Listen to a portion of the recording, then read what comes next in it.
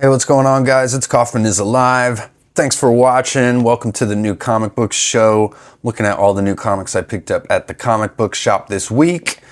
Picked up one new DC book, one new Marvel book, one new Image book, and I picked up a comic that came out last week, Batman Deadpool #1. I actually already picked this up and did a review on it, but I had not gotten this variant cover here by the interior artist Dan Mora. It's the wraparound cover with Deadpool and Batman in the Batcave here. Lots of cool little Easter eggs in the Batcave. And like I said, I already did a review of this, so go check out that video if you want my thoughts on this comic book. I'll probably give this cover in this issue to my brother for Christmas, I think. I think he would enjoy this issue a lot. It's written by Grant Morrison. And like I said, Dan Mora doing all the interiors. I thought this was kind of a weird rollout for this DC Marvel crossover event, just using Batman and Deadpool to highlight it. And of course, they had the Marvel version that came out last month that was titled Deadpool Batman. So yeah, not confusing at all. Actually, I think this did cause a bit of confusion in the marketplace, because when I went to my comic shop last week to pick up this issue, there really wasn't any buzz around it. I didn't see a lot of people picking it up. There was still a bunch of copies on the shelf last week and this week when I went in. I mean, they could have always restocked, but there was a lot of hype surrounding the original Deadpool Batman when this came out, because this was technically the first Marvel DC crossover in like over 20 years. And this issue here being the second, so... and there are a bunch of other stories in this as well, just like in the Marvel version. So it's kind of like an anthology collection of stories. But this is what I was getting at. I thought it was weird that they just focused on Batman and Deadpool and didn't just call this, you know, DC and Marvel, or DC versus Marvel, or something like that. Because from the solicits, if you aren't really paying attention close, you wouldn't even know that there's all these other Marvel DC crossovers happening within the books. So I do get using Deadpool and Batman as kind of the anchors for these books, though. They are kind of the most popular characters at Marvel and DC. I would say they both had big blockbuster movies that have come out in the past 2 years. I'd say the only other character that really rivals them, if not surpasses them in popularity, is definitely Spider-Man, of course. But I think we'll get a Spider-Man crossover with DC of some sort next year for sure. So this is definitely not the end of all the crossovers. There's even a like Swamp Thing, Ghost Rider little crossover in these pages during the Doctor Strange Hellblazer crossover. So some cool Easter eggs in here. I love DC and Marvel teaming up. I think we're, like I said, going to get a whole lot more of it coming up. And the whole point of a lot of these stories in this book is just that these heroes sort of need each other.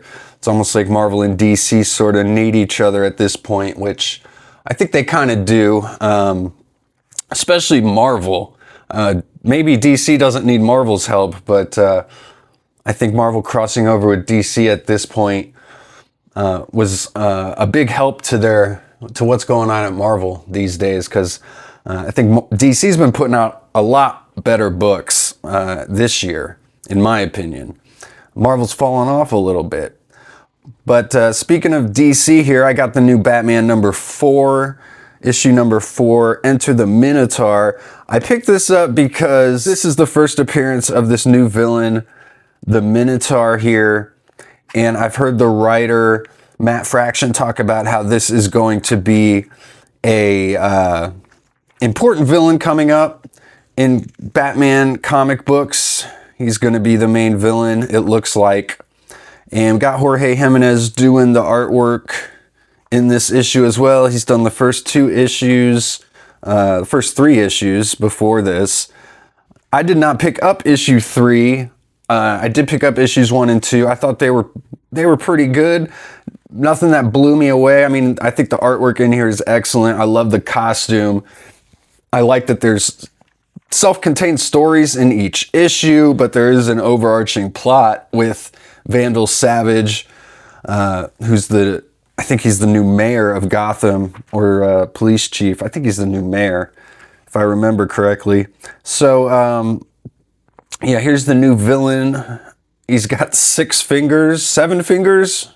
Jeez. 7-fingered man. I bet the ladies love him. And it looks like he's got a whole bunch of people mind controlled. He's got some sort of mind control power or something like that. He sort of reminds me of the Joker, just with a mask. He's got like the suit on and everything. But I guess he's got a whole bunch more digits. He's called Minotaur Batman. He's turned Gotham City into a labyrinth of crime. The world's greatest detective on the case. And then there's a preview here for DCKO with Joshua Williamson, Scott Snyder writing this preview, and Dustin Nguyen doing the artwork here. Obviously a callback to The Killing Joke. We got Red Hood versus Joker here in this round. Some pretty cool preview pages. They put the border around it here to, that's kind of new. And then they put a Comics Code Authority sticker over Joker getting kicked in the face. I guess it's just too violent. It's kind of silly. I've never seen them do stuff like this before in the preview pages. DC's been doing a good job of promoting their other books in the back of their flagship titles like this. So I really do appreciate that. It feels like in every DC comic there's previews of other DC comics, which is always nice. So, Batman number 4. This was a $4.99 book. Then the only Marvel book I picked up this week was Spider-Man Noir number 3. I got the Eric Larson variant cover, of course.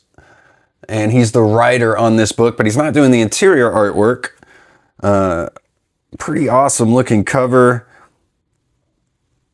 I really like all the inking on the buildings and the cars down there. There's kind of big splotted black inks there. And whatever this monster is here, this dude who translucent skin, he's got a spike for a hand. I guess he can morph his appendages into weapons or something here. Now, something interesting I saw on Eric Larson's Facebook page. Yes, I'm still on Facebook, pretty much just to follow the Eric Larson fan page, but he mentioned, it was just last night or just a few hours ago, that the interior artist here, Marika Cresta, he said that she's never worked from a plot before. And so she wanted layouts. I'm assuming it's a woman. Maybe I shouldn't do that. Marika, though, does seem like a woman's name. But they've never used layouts before, so Larson provided layouts for a lot of these pages, and he put those layouts out on Facebook. So if you actually want to go check out Larson's layouts for these pages, go check out the Eric Larson fan page on Facebook. But I thought that was pretty cool, but this seems to be kind of a new artist, or at least an artist I've never heard of before. But it sounds like they've just been getting some work in comic books here. I did do a review of the first issue of this. I really liked it. I think the writing's really good. It's Spider-Man trying to solve a mystery of who killed Gwendolyn Stacy's father. Mary Jane made an appearance in the second issue. And it looks like we got the translucent guy on the cover here on the interior pages, so that's cool. This isn't just some random Eric Larson, creature that he created for the cover or something. Always love covers that actually show you what's going on in the comic book. You don't always get that these days. Well, I'm happy to see Peter spending some quality time with Gwen Stacy here. So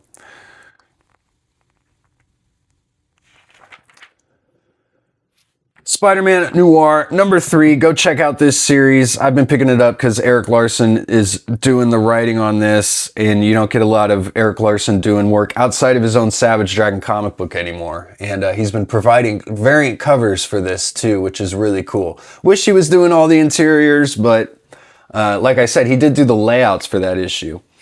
I got G.I. Joe issue number 15, Dreadnought War number 3 of 5. This is published by Image and Skybound. This was a $3.99 comic book. I've done reviews of part 1 and 2 of the Dreadnought War, and if you saw those videos, you know that this little Dreadnought War event has really got me back into this G.I. Joe comic book. We saw the return of Road Pig in the last issue. Got Tom Riley back doing the artwork on this series. Joshua Williamson doing the writing here. And I think Road Pig is normally a Dreadnought, but it looks like he's against the Dreadnoughts here in this issue.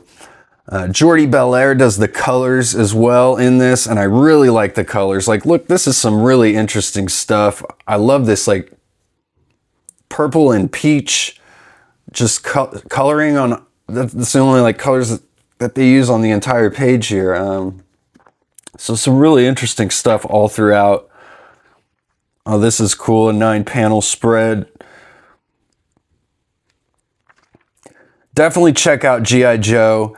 And not to be confused with G.I. Joe, A Real American Hero, which is also being published by Image and Skybound, but there's 2 different storylines going on in each of those books. This is the book that's connected to Transformers, which I actually didn't even realize at first. In the first few months of this Image Skybound thing, I thought that this comic book and A Real American Hero, they were telling kind of the same stories just from maybe different perspectives or whatever, but I was really confused because they are 2 totally different, like, stories and timelines essentially. So but anyway, G.I. Joe, check this one out.